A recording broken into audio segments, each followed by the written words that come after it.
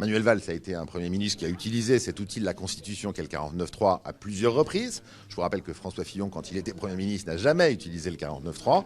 Il vient aujourd'hui vous dire qu'il ne faut pas utiliser le 49.3. S'il continue ainsi sa campagne, il va bientôt finir par nous dire qu'il faut évacuer Notre-Dame-des-Landes. Pourquoi ne l'a-t-il fait? Il va finir par nous dire qu'il faut redresser les comptes de la sécurité sociale, faire baisser le chômage.